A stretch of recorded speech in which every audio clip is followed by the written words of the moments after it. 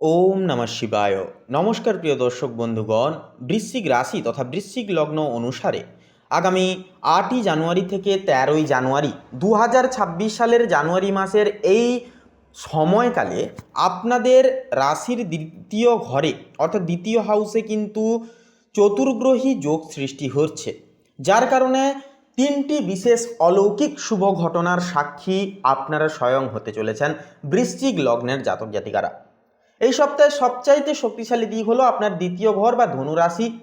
এখানে একত্রে অবস্থান করছে কিন্তু সূর্য মঙ্গল।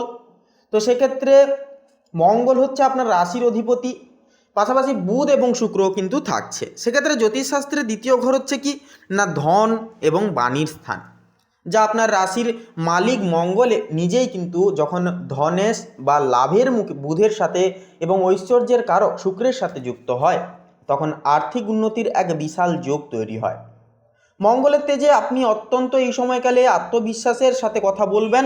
শুক্রের প্রভাবে আপনার ব্যক্তিত্বে এক ধরনের আকর্ষণ ভাব থাকবে, যা ব্যবসায়িক চুক্তিতে সাহায্য করবে। কোনো সম্পর্কের মাধুর্যতা বয়ে আনবার ক্ষেত্রে এটা একটা দারুণ সম্ভাবনীয় একটা সময় হবে। শুক্রের প্রভাব যেহেতু থাকছে, যার কারণে কথাবার্তার উপর কিন্তু গুরুতর একটা প্রভাব ফেলবে, আপনাদের স্পিকিং পাওয়ার বাড়বে। সূর্যের উপস্থিতি সরকারি বা বড় প্রতিষ্ঠান থেকে লাভের একটা সম্ভাবনা তৈরি করছে, তবে এখানে একটি সতর্ক বাণী আছে। বুধ ও মঙ্গলের এই অবস্থান অনেক সময় বাক্য বিবাদ তৈরি করে। আপনি সত্য কথা বললেও তা অন্যের কানে রূঢ় শোনাতে পারে। তাই এই 5 দিন কথা বলার সময় মাধুর্য বজায় রাখাও কিন্তু একান্তই প্রয়োজন হবে, নতুবা হাতের লক্ষ্মী পায়ে ঠেলার মতো অবস্থা কিন্তু একটা তৈরি করতে পারে। এরপরে যে বিষয়টি হচ্ছে, আপনাদের ক্ষেত্রে কিন্তু এই সময়টি একটা অদ্ভুত মানসিক টানাপোড়েনের মধ্য দিয়ে কাটবে, কারণ আপনার রাশির চতুর্থ ঘরে সিংহ রাশিতে কিন্তু কেতু অবস্থান করছে। চতুর্থ ঘর হচ্ছে কি আপনাদের একান্তই কিন্তু আমাদের অন্তরের শান্তি এবং মা এবং গৃহ সুখের স্থান। কেতু এখানে থাকার অর্থ হলো আপনার মনে হতে পারে আপনি নিজের বাড়িতেই পরবাসী। ঘরের মানুষের সাথে একটা মানসিক দূরত্বও কিন্তু একটা যেটা তৈরি হতে পারে। কিন্তু এই সমস্ত সমস্যার সমাধান দিচ্ছে আপনার পঞ্চম ঘরে মীন রাশিতে বসে থাকা শনি। শনি এখানে আপনাকে ধৈর্যশীল হতে শেখাচ্ছে। কেতু যেখানে বিচ্ছিন্নতা সৃষ্টি করতে চায়, শনি সেখানে বসে আপনাকে বাস্তববাদী করে তুলবে। আপনি বুঝতে পারবেন যে আবেগ দিয়ে নয়, বরং দায়িত্ব দিয়ে পরিবারের সমস্যাগুলো সমাধান করতে হবে। মায়ের শরীর নিয়ে যে দুশ্চিন্তা কেতু একটা তৈরি করবে, শনির শুভ দৃষ্টির কারণে সঠিক চিকিৎসার মাধ্যমে তা কাটিয়ে ওঠাও কিন্তু সম্ভব হবে। এরপরে যে বিষয়টি হচ্ছে, আপনার রাশির দশম ঘরে অর্থাৎ কর্মস্থানে রয়েছে কে না কুম্ভ রাশিতে রয়েছে রাহু, অর্থাৎ আপনাদের দশম ঘরে কিন্তু রাহু রয়েছে, যা বা অবস্থান করছে। তো রাহু দশমে থাকা মানেই হলো কর্মক্ষেত্রে একাধিপত্য বিস্তার। এই সময় আপনি গতানুগতিক পথের বাইরে গিয়ে নতুন কিছু করার চিন্তা করবেন। আপনার উদ্ভাবনী শক্তি চারপাশের মানুষকে অবাক করে দেবে। তবে যেহেতু রাহুর রাশি অধিপতি শনি পঞ্চমে বসে আছে, তাই কোনো হঠকারী সিদ্ধান্ত নিতে যাবেন না। কর্মক্ষেত্রে আপনার পেছনে কেউ শত্রুতা করার চেষ্টা করলেও আপনার দ্বিতীয় ঘরে শক্তিশালী গ্রহপুঞ্জ তাদের সেই সুযোগ কিন্তু একেবারেই দেবে না, এবং আপনাদের পথকে আরও সুপ্রশস্ত সুগ্রামী করে তুলবে। বিশেষ করে যারা টেকনোলজি, মিডিয়া বা গবেষণার সাথে যুক্ত বা অনলাইন কোনো প্ল্যাটফর্মের সাথে যুক্ত, আপনাদের জন্য কিন্তু এই সময়টি গোল্ডেন পিরিয়ড হতে পারে। রাহু আপনাকে উচ্চাকাঙ্ক্ষী করবে, আর ধনু রাশির গ্রহরা সেই উচ্চাকাঙ্ক্ষাকে সফল করার রসদ বা অর্থ কিন্তু একটা যোগাবে। এরপরে বিষয়টি হচ্ছে উচ্চশিক্ষা। আপনার রাশির জন্য সবচেয়ে রহস্যময় অবস্থানটি হচ্ছে অষ্টম ঘরে, অর্থাৎ মিথুন রাশিতে কিন্তু বৃহস্পতি বক্রী অবস্থায় রয়েছে। বৃহস্পতি হলো ভাগ্যের কারক, আর অষ্টম ঘর হলো বাধা ও গুপ্ত বিদ্যার ঘর।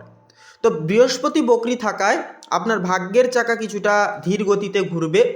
কোনো কাজ হয়তো শেষ মুহূর্তে গিয়ে একটা আটকে যেতে পারে, কিন্তু এই বক্রী বৃহস্পতি আপনাকে পুরনো কোনো ভুল সংশোধন করার একটা পুনর্জীবিত সুযোগ এনে দেবে। যদি কোনো পুরনো আইনি জটিলতা বা ট্যাক্স সংক্রান্ত জনিত সমস্যায় আপনারা জড়িয়ে থাকেন, তবে এই সময় কিন্তু তার সমাধান হয়ে উঠবে। শিক্ষার্থীদের জন্য এটি গভীর গবেষণামূলক এক সময় হবে। আপনাদের অর্থাৎ ওপর পড়াশোনা না করে বিষয়ের গভীরে যাওয়ার চেষ্টা করুন। কোনো কিছু বিষয়কে গভীরভাবে বোঝার একটা চেষ্টা করুন। একান্তই বলবো একটা লাভনীয় সময় হবে, লাভনীয় সময় কিন্তু কাটাতে পারবেন। আপনারা অর্থাৎ বৃশ্চিক লগ্নের জাতক জাতিকারা। কারণ বারে বারে বলবো, যেহেতু বৃহস্পতি থাকছে যার কারণে আধ্যাত্মিক সাধনার জন্য এই সময়টি অত্যন্ত শুভ। তো এরপরে বলি প্রেমের ক্ষেত্রে। দেখুন, প্রেমের ক্ষেত্রের বিষয়ে এই সময়টি অত্যন্ত রোম্যান্টিক, কিন্তু কিছুটা পরিমাণ অস্থিরতার সম্মুখীনও কিন্তু করাবে। আপনার দ্বিতীয় ঘরে মঙ্গল ও শুক্রের অবস্থান বিপরীত লিঙ্গের প্রতি আকর্ষণ বাড়িয়ে দেবে। তবে অষ্টম ঘরে বক্রী বৃহস্পতি দৃষ্টির কারণে সঙ্গীর সাথে ভুল বোঝাবুঝি বা পুরনো কোনো সম্পর্কের মানুষের পুনরায় ফিরে আসার একটা সম্ভাবনা তৈরি হতে পারে। দাম্পত্য জীবনে স্বামী স্ত্রীর মধ্যে আর্থিক বিষয় নিয়ে সাময়িক আলোচনা হতে পারে। চেষ্টা করবেন একে অপরের গোপনীয়তাকে সম্মান করতে। বৃহস্পতি যেহেতু বক্রী, তাই নতুন কোনো বড় প্রতিশ্রুতি এই সময় না দেওয়াই বলবো ভালো হবে। স্বাস্থ্য ও সতর্কতা। দেখুন, অগ্নি রাশি ধনুতে মঙ্গল এবং শুক্রের অবস্থানের কারণে শরীরের পিত্তের আধিক্য হতে পারে। অ্যাসিডিটি বা রক্তচাপজনিত সমস্যায় যারা ভুগছেন, আপনারা 8 তারিখ থেকে 13 তারিখের মধ্যে খাদ্যাভ্যাসে বিশেষ সতর্ক থাকুন। এছাড়াও চতুর্থ কেতুর কারণে ফুসফুস বা বুকের সংক্রমণে সাবধানতা অবশ্যই অবলম্বন করাও জরুরি হবে। তো এক কথায় বলা যাবে যে আপনার জন্য এই যে সময়টি অর্থপ্রাপ্তি বনাম ধৈর্য পরীক্ষার এক অন্যতম সময় হবে। দ্বিতীয় ঘরের গৃহপুঞ্জ আপনাকে আর্থিক সমৃদ্ধি দেবে, দশমের রাহু ক্ষমতা দেবে, কিন্তু অষ্টমস্ত বক্রী বৃহস্পতি ও পঞ্চমের শনি আপনাকে বারবার মনে করিয়ে দিবে যে সংযম ও সঠিক পরিকল্পনাই হলো দীর্ঘস্থায়ী সাফল্যের চাবিকাঠি। তো বন্ধুরা, এই সময়টিতে বক্রী বৃহস্পতির কুদৃষ্টি কাটানোর জন্য একান্তই বলবো আপনারা প্রত্যেক বৃহস্পতিবার আপনারা অবশ্যই হলুদ রঙের বস্ত্র ধারণ করুন। কোনো আপনারা পক্ষী বা কোনো পাখিকে আপনারা অবশ্যই দানা জাতীয় খাদ্য খাওয়ান। একান্তই গরুকে সবুজ ঘাস দিন বা দান করুন। একান্তই কিন্তু এটি একটা সুপরিবাহী হবে, আপনাদের বৃহস্পতির কুদৃষ্টি কাটাতে সাহায্য করবে।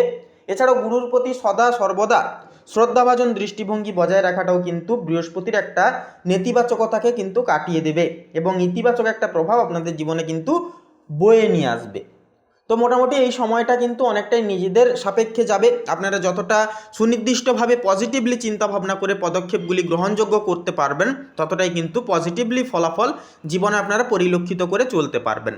তো বন্ধুরা, আপনাদের অর্থাৎ বৃশ্চিক রাশির জাতক জাতিকাদের ক্ষেত্রে বলি, আজকের এই পর্বটি এই পর্যন্ত। আজকের এই পর্বটি ভালো লাগলে, মনোগত হলে অবশ্যই আমাদের এই ভাগ্য বিচার চ্যানেলটিকে সাবস্ক্রাইব করে অল অপশানে সিলেক্ট করে আমাদের পাশে থাকতে ভুলবেন না। ভিডিওটি আপন বন্ধু বান্ধবদের সাথে শেয়ার করে লাস্টে কমেন্ট বক্সে অবশ্যই ভক্তি ভরে লিখে যান, জয় রাধা রানীর জয়, জয় গোবিন্দ গোপালের জয় অবশ্যই লিখে যান। আপনাদের সমস্ত মনের ইচ্ছা কামনা বাসনা রাধা গোবিন্দের কৃপায় পূরণ হবে, জীবনে ঘটবে সুখের সম্ভার। তো বন্ধুরা, একটি লাইক দিয়ে আমাদের পাশে থাকতে ভুলবেন না। আপনারা ভালো থাকুন, সুস্থ থাকুন, সতর্ক থাকুন। নমস্কার।